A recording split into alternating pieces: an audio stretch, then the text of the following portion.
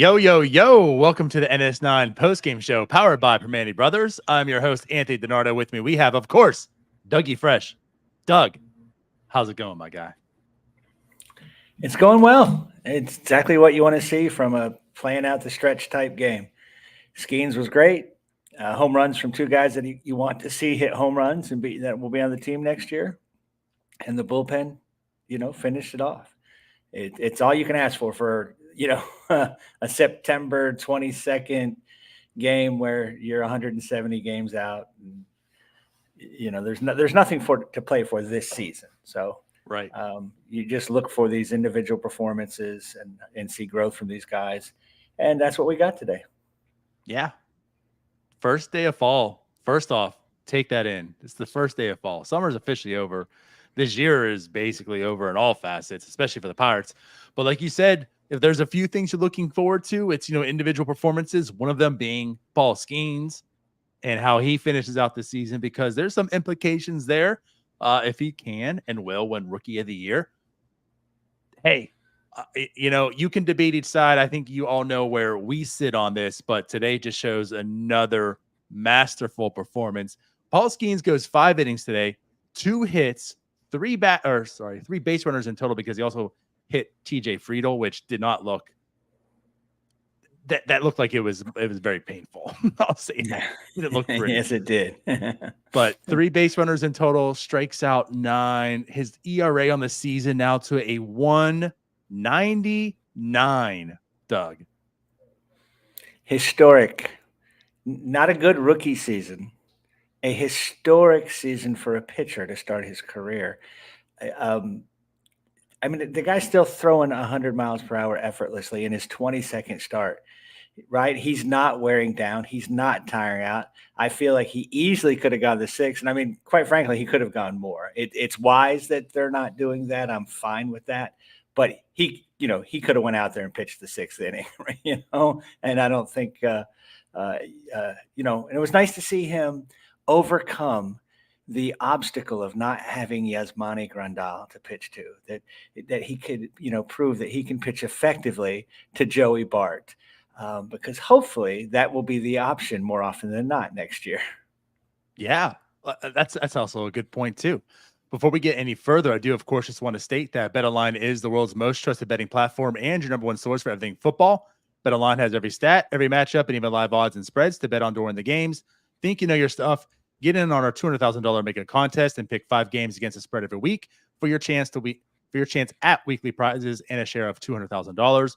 When the game's over, head on over to our online casino and get in on a game of blackjack or poker, or unwind with one of our over 150 slot games. Head to the website to get on the action. BetOnline, the game starts here. But you're nailing it, Doug. This is, again, like, we can go off and just say like how good this is for a rookie pitcher, which it is. It's historic for a rookie pitcher, but just as a starting pitcher in total, this isn't just like, hey, for a rookie, it's what he's doing as a starting pitcher. He is showing to be a top 5, hands down. We talked about this maybe a couple of weeks ago. If you can quantify him as a top 5 MLB, yeah, there's an argument. Like right now at this point in time, I think he's showing hands down. He's a top 5 starting pitcher in baseball. So like another thing I put out there today. Look what he's doing with the Pittsburgh Pirates, a team that can't score runs, a team who can't get outs, a team who can't run the bases, a team that's terrible in a free fall. But he goes out there and just gives them not just a chance to win, doesn't keep them in the game. He gives them a very likely chance to win. He overcomes all these flaws and warts and does it. Again, with the maturity. I feel like I'm watching one of these, great veteran pitchers. He's clever. He's crafty. He controls the running game. He fields the position well. He looks like all that stuff that rookies have, need 1,000 innings of pitching to learn. He's learned in his first 20. Well, he had it from the day he got here. Yeah, did he have to learn it? I don't want to say it's taken him 22 starts. He just has it. He was sent down by the baseball gods, and we are so lucky to have that. Paul Skenes is actually teaching it. He's not learning. He's actually teaching it to the rest of the rotation at this point in time. Right. Exactly. Yeah, I don't want to hear anything about veteran starters next year. We don't need. We've got our veteran starter. His name's Paul Skenes, right? I mean, he can coach anybody. He can put his arm around their shoulder and give them great sage advice. Let's make him rotation ace and / pitching coach. I'm 100% on board. There it is. And he might need to come in and handle the bat here and there, the way this offense has looked. But to your point, like we said, I mean, historic and such. Last week, we talked about how in the first 21 starts, he has the lowest ERA of any rookie pitcher. Well, of course, that's just going to continue. He shut out the Reds today. So now it's the lowest ERA of a rookie pitcher in the first 22 starts of the season. But like something else I put out there today, just to add perspective, because again, like everything we're talking about with Paul Skenes, a lot of it is for a rookie pitcher. So I went back to the last decade of just starting pitchers, the first 22 starts, right? Because now Paul Skenes has a sub-2 ERA, a 1.99. So I'm like, you know what? Let's take a look at all starting pitchers, right? All the Cy Young winners, whoever. Let's take a look at the best first 22 starts of a season. There's only 8 pitchers in baseball that have a sub-2 ERA in the first 22 starts in the last decade. That was Hyun-Jin Ryu, Zach Greinke, Jacob deGrom, Sandy Alcantara, Justin Verlander, Clayton Kershaw, Dylan Cease, and now Paul Skenes, the only rookie pitcher on that list. Right. He's going to get Cy Young votes, right? He's not just a good rookie pitcher, right? This guy is, Chris Sale should probably win the Cy Young. He's been phenomenal. And he, has got to pitch the whole season, that sort of thing. I have no problem with that.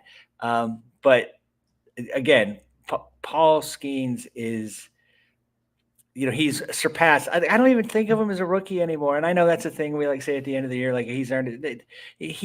I have more confidence in him than I do anybody on the team. I have, I can't wait to watch him pitch. I can't wait to pay attention to him. And that's saying something because I have no interest in watching anybody else on the team at this point, right? It's like, right. Okay, we're done with you all. Let's get to the offseason. He's just, yeah. I mean, he's a dominant elite pitcher. He's like I said, it's so sad that this is a last place team because it's been a season full of miracles with what you got from him and Jared Jones and Joey Bart and on and on. I mean, and the fact that you haven't been able to capitalize. I mean, if there's ever a reason to fire a bunch of people, it's right there. You've gotten this kind of performance from a rookie, and you can't even get yourself all the way up to 4th place. Yeah. So again, like today is just a day where I feel like we can just go back and forth and just talk about Paul Skenes in general for hours. Because again, right. Like just how good he is. We can have the debate up against, Paul Skenes, Rookie of the Year, him or Jackson Merrill, and just go back and forth. But whatever it is, again, Paul Skenes has another tremendous start. Just 4 earned runs in his past since I think August 16th. I'm going to pull this up again here now. I did have it up here not too long ago, but he's just been absolutely tremendous. It was a month ago where Tyler and I were on, Jim was out, so he filled in, and we were discussing like the Paul Skenes, the rest of the season, what they should do. And at that point in time, it seemed as if Jackson Merrill was, air quotes, running away with it. Think about a month ago, Paul Skenes had that 4 earned run outing against the Dodgers. Ooh. And then 2 earned runs against Seattle, and there was like the dip in velocity a bit. And you were kind of thinking at that point in time, you know what, maybe Paul Skenes is starting to slow down. Maybe it's time to reel back. Jackson Merrill's a hitter. We know writers side typically with the hitters. There's probably an outside chance of Paul Skenes doing this. Since that moment, Doug, as it seems we do best here, right? We talk negative. I mean, negative in the sense of this, right? But we talk down or negative about something, and then the player spites us and turns around. He's been absolutely even more dominant since then. Oh, we're Pirates fans. We're not used to having nice things, right? It's part of it. We, and how many times? I mean, this is a team full of guys that have had a good 2 months, right? And we're conditioned to it, right? We're not used to seeing a guy be good for 3 and 4 months in a row. Brian Reynolds starts out a little slow, and Cutchin has his stretch. Rowdy Tellez had 2 good months, and Brian Hayes had 2 good months last year. And, I guess Brian De La Cruz hasn't had 2 good weeks yet, but you get my point. We've had a lot of guys that look good, look really good, and then all of a sudden it just goes away. Nick Gonzalez, 2 good months, and not even really. A good one at the beginning, and now a good one here lately. But we're just not used to seeing a guy do that. Yeah, he had a little dip. He, against the Dodgers, I don't know if you've heard, but they've got their first 3 hitters are future Hall of Famers. I don't know if Mookie was. There playing might be a them, guy but, who entered the 50-50 club the other night, by the way, and had the greatest game in baseball history. History, right. I mean, it's having one of the great single seasons in MLB history. So yeah, right. I don't even struggle. He gave up 4 earned runs. The worst start of his career, he gave up 4 earned runs. We've got, there's 150 pitchers in baseball that have had, multiple innings of giving up more than 4 earned runs. This guy's worst start, and he's had 22 starts. And say that again too. Like his worst start. Time. That's his worst start. Like try to put this in perspective. The 4 runs is his worst start. I can't fathom that. Like it hasn't had a 5-run or a 6-run. And he has something here. Like that's the absolute worst. So like even the debate of like an everyday player or the pitcher, when that pitcher goes out there, as you stated earlier in this show, which showed today, there's a highly likely chance you're winning. So even though he might only be out there for 22 games this year, opposed to Jackson Monroe, who was out there for 150, you can almost mark those 22 games are Pirates victories. You feel very good that's going to happen. Where Jackson Merrill, you don't know. Not much weight in those games. Yeah, has he directly impacted or been like the main force of 22? I mean, again, and Skenes, in 2 of 3 of his losses, I know for sure he left with the lead. I'm not sure about that Dodgers. Maybe he never had the lead in that game. But yeah, exactly, because the Pirates, that top 3 bullpen, right? So yeah, it's I can hardly wait to see. I hope he gets one more start. It'd be against the Yankees at Yankee Stadium. I mean, showtime, baby. I could see Rob Manfred calling him up and saying, "You are going to start him. He's going to pitch at least 3, or innings, or we might take your franchise away." So I mean, it's I mean that's something a lot of people would like to see. I would love to see it. I want to sort of have him Ted Williams that thing, where Ted Williams was hitting 3. Bob Walk was talking about it earlier, but yeah, he was hitting 399 on the last day of the season. It was 399.55. They said, when to stop, it'll be a 400 season. He says, no, I'll play. He plays both games a doubleheader and ends up with 406. That's what I want. I want Skenes to go into Yankee Stadium and go 6 scoreless, drop his ERA to 1.91 or something like that. It would just be phenomenal. And it's just, I don't think he'd blink. And what I'll say to that is he only did pitch 73 pitches today, 5 innings. Right. So, part of that is it seemed like it was a game plan. He was going to go 5 out, get out of here. They're monitoring innings. This is the second to last start. So maybe there's a little bit of that. Maybe it's like, okay, let's you had a good outing. We'll get you for 5. That way your last start, we know where it's probably going to be. Go do your thing, Paul. End the notes, end the season. Prove your case right against the New York Yankees. So I do like that. But I mean, to get to the actual game in itself, another thing that you mentioned is today, that was part of the reason why you're feeling a little bit, maybe Paul Skenes should pull back here, because a month ago we talked about the velocity dip, and here we are, September 22nd, the 22nd, game of his season this year. He averaged, Doug, we're talking averaging, not that he tipped and reached it. He averaged 99.1 on his 4-seamer today. There was no challenges in velocity yet. Again, like you want to talk about how this guy exemplifies being a workhorse. We are at the absolute end of the season. And yes, he started off slow. I get that. That's why you did it. So you had this. But still, we're talking 130 innings deep, major league innings, end of the season. and he is still averaging 99 on that fastball. Now, Hunter Green is also a hard thrower. When you look at the hardest, the best stuff like that, like Hunter Green and Paul Skenes are up there. Guess what, Doug? Hunter Green today averaged 96.6. That's good stuff. Paul Skenes, 99.1. Yeah, that's great stuff. Right. Yeah. Right. Hunter Green seems like he should be a Pirate. Like, pitch a no-hitter and lose. I mean, he just he can't beat us. It's unbelievable. And I will say there's some other stat that I don't know if you've looked into all the advanced analytics like I have, but Paul Skenes is the first pitcher in MLB history to wear a Pirates jersey and get Jonathan India out. Now you don't have to check that. I've done the research. There you have it. Right? It does not happen. It's never happened before. Justin Verlander hasn't done it. Pedro Martinez wasn't no. I mean, he got Jonathan India. That guy kills us. He hits everybody, and he led off with a single today. And I'm like, oh God, this guy, we can't get him out. But Paul Skenes bounces right back, doesn't blink, and gets out the all-time great Jonathan India. Dominant performance. Another thing I want to add in here, it just seems as if Paul Skenes has a game plan every single time. To go back to what you said earlier, Doug, once again, like the mentality, like this guy does not have that rookie mentality. This guy is a seasoned vet from the start.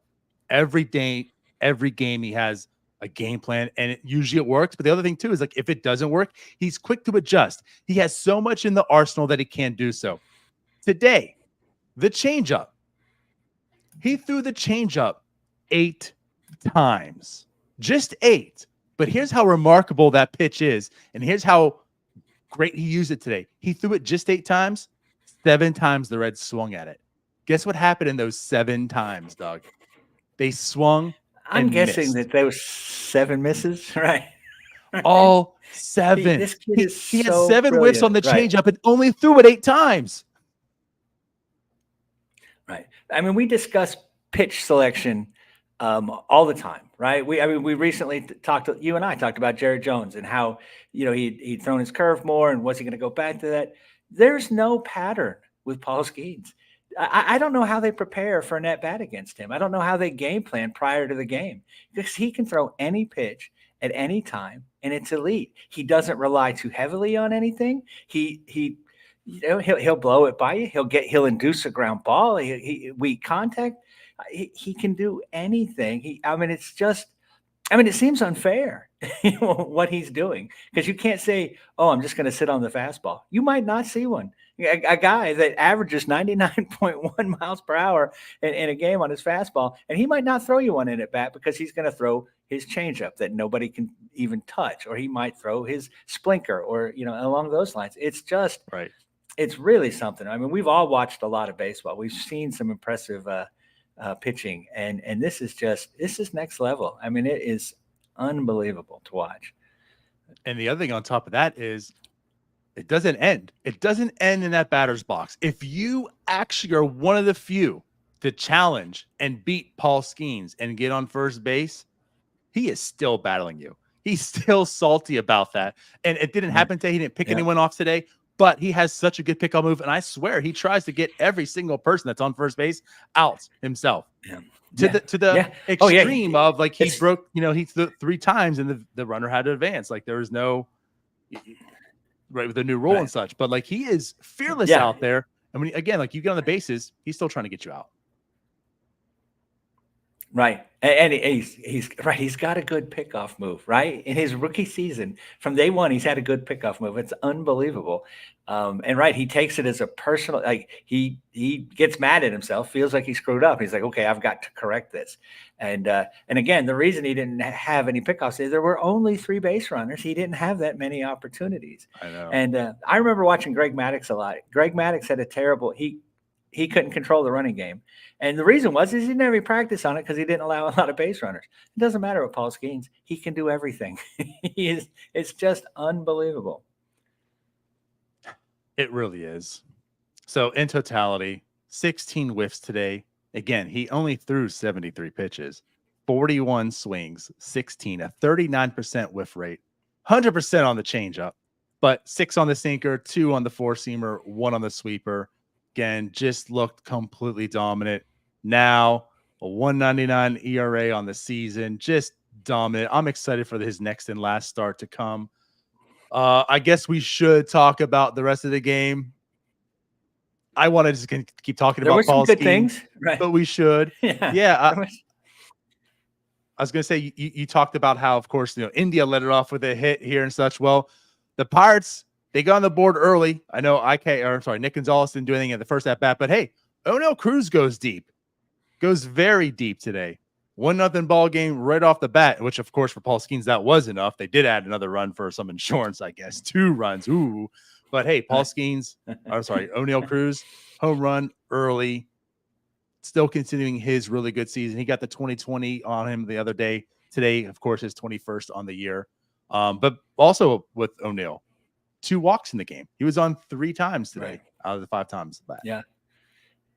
Yeah, his growth. Jim and I talked about this the other night, and he said maybe he was a little disappointed, in Oneil Cruz's season. And I'm really enjoying what we're seeing from him, and I'm really impressed. And moving forward, I think it bodes well. This is not fluky. This isn't high BABIP or it isn't just exit velocity. The guy he is hitting lefties. He's getting on base. All those things he struggled with. All those things that frustrated him and us, he has improved on. And you don't see that a lot. And look, he's 6'7". He's got some holes in his swings, and he's just, what I want from our best players is that they're also the hardest workers. I want them setting the tone, and clearly he's put it in the work. And then, you take that, this is happening while he's making a position change. That's the kind of thing that sends players into a hitting, slump. And he is continuing. He's getting better. He's a better hitter now than he was at the start of the season, right? He's a better hitter now than he was in July. And the power is starting to come. The walks are starting to come. And these are the things we want to see. And Jim said it the other night. We need Oneil Cruz. We need somebody to be sort of an MVP type candidate, and he's obviously the most likely. So we need to continue to see this from him. So it's encouraging. He just keeping at it. The sample size is getting larger and larger. It's now not just a couple of good months. It's a pretty good season all in all. Yeah, no, good point. Good point there, because he did have the position change, and again, I was good with it. I actually appreciate it to happen now, because let's get that out the way. Let's start the learning curve today and not in the offseason into next year. But like you mentioned, it hasn't sacrificed the hitting. That is a big thing. You're focused so much on learning position, defense. Maybe start sacrificing a bit of the offense. You're not in the cage as much or whatever. And for Oneil Cruz's sake, that doesn't seem to be the case. He is learning outfield. There's certainly been some moments, positive and negative, we'll say, for him. But the bat is still there, and today was Hunter Green, doesn't make the case, but the biggest thing to this year, I feel, is we talked about too, him versus lefties. That was certainly his struggle.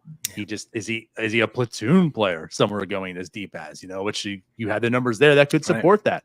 And he literally went, it almost seemed overnight. He went from, I can't hit lefties, to I'm the best hitter versus lefties in baseball right now at this point in time. Right. It's an unbelievable, it's a 180, right? It's not an incremental improvement. The guy made a complete turnaround. Early in the season, I said, it looks like he's going to be a Pedro Alvarez without the launch angle. The guy hits the ball hard, but you can't hit lefties, and he can't field his position that well. And, all right, he shut me up. Hats off. He's done just a phenomenal job of improving on lefties and, his on base percentage.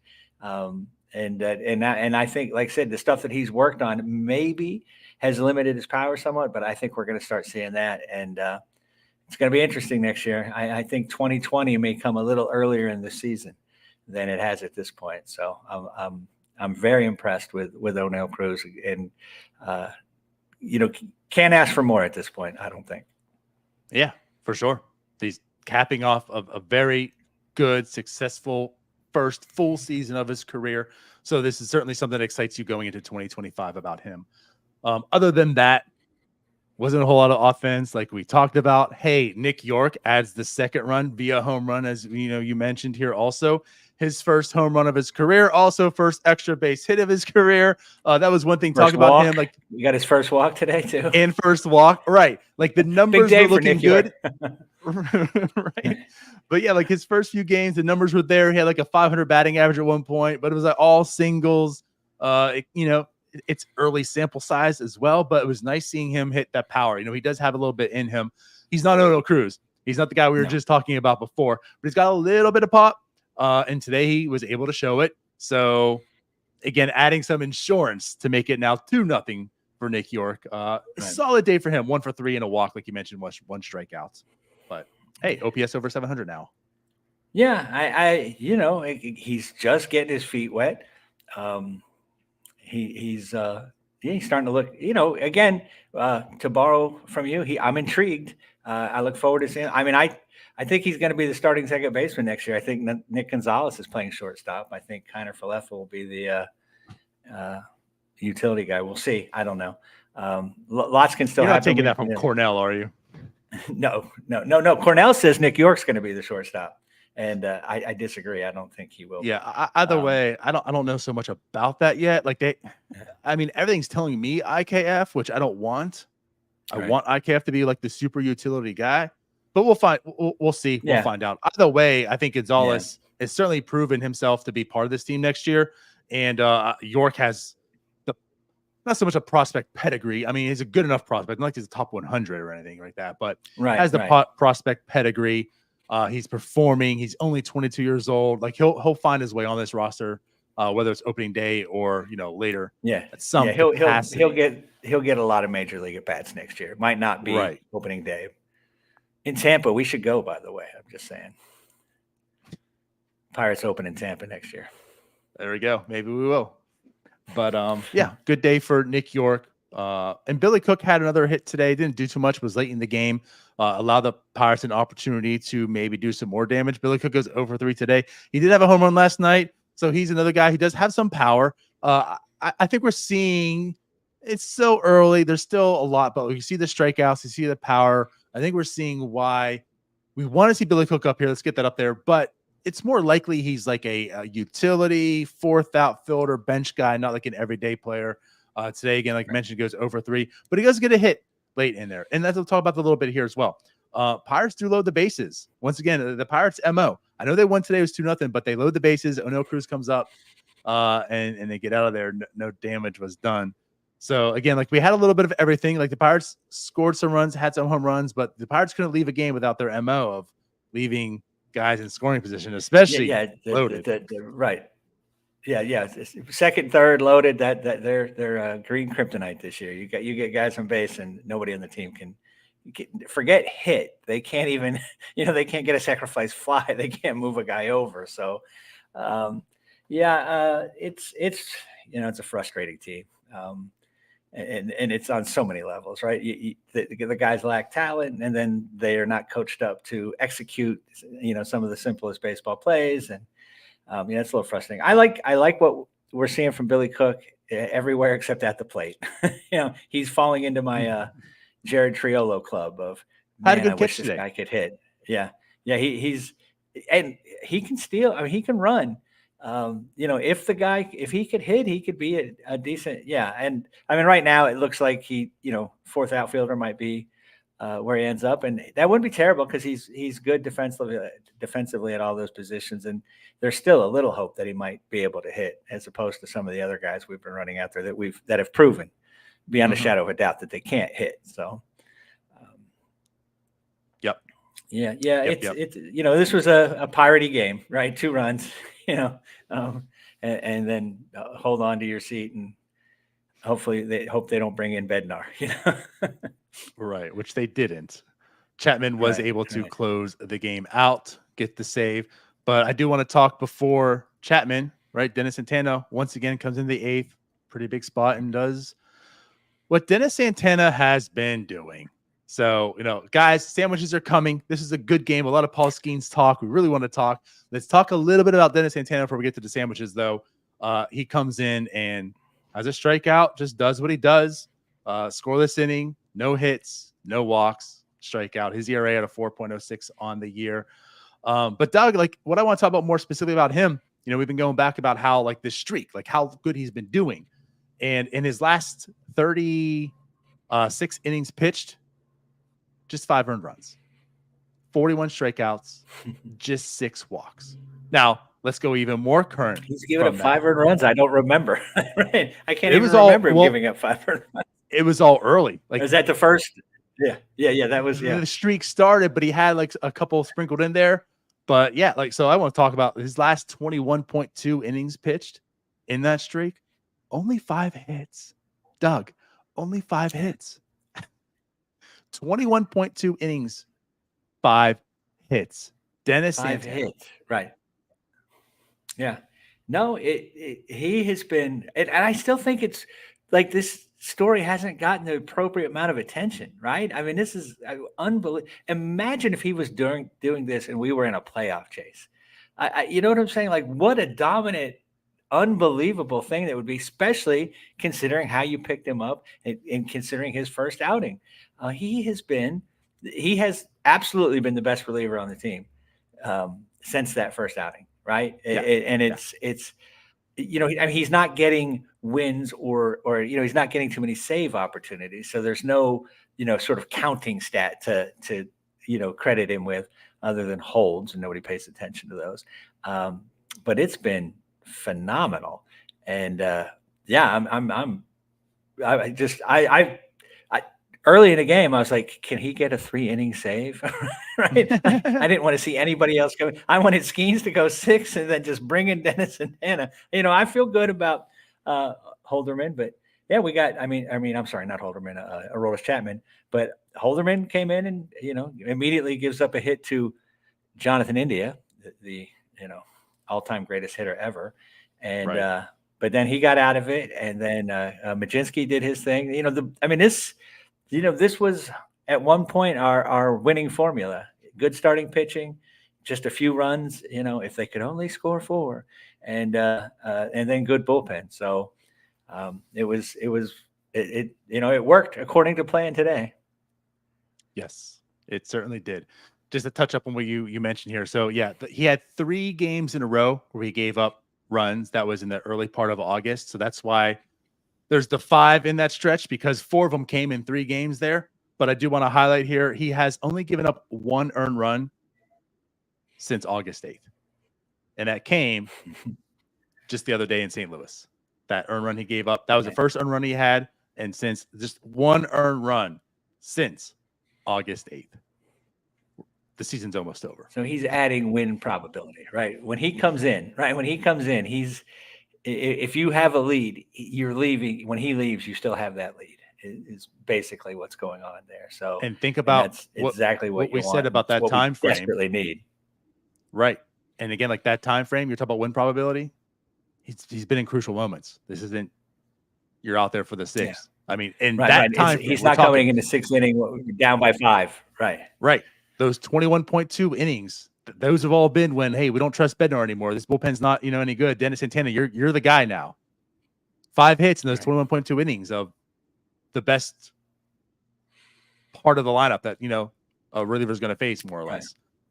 So, yeah, kudos to Dennis Santana for sure. Pirates win today 2-0.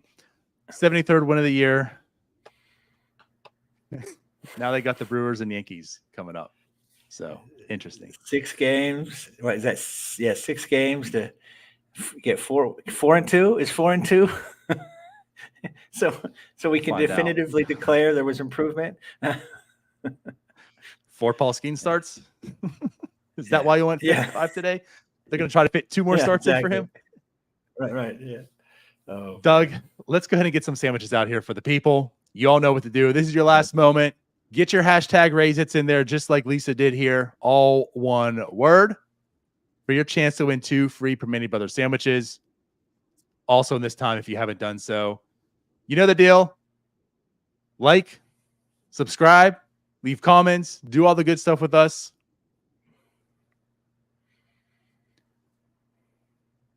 We currently have 44 entries. That's it. I know it's NFL Sunday. I know the Steelers are on. Steelers. So I don't know how. Y'all should be here, man. Steelers. Is it over? Steelers win? Yeah.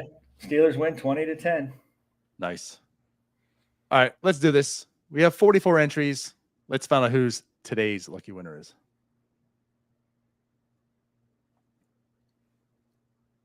A lot of familiar names. Yeah. Peter. I think this is a new one. I don't recall Peter winning before. I thought Peter maybe did, but I don't know. I'm old and senile, so it's entirely possible. If so, congrats on your second time winning. If not, congrats on your first time winning. But Peter, you know what to do. Go ahead and send us a DM. We just need your address. You can do it on Twitter, Facebook, Instagram, wherever. Or, of course, you can also email us at northshore9@gmail.com. We'll get those sandwiches out for you. But congrats, Peter. You get 2 sandwiches on Paul Skenes Day.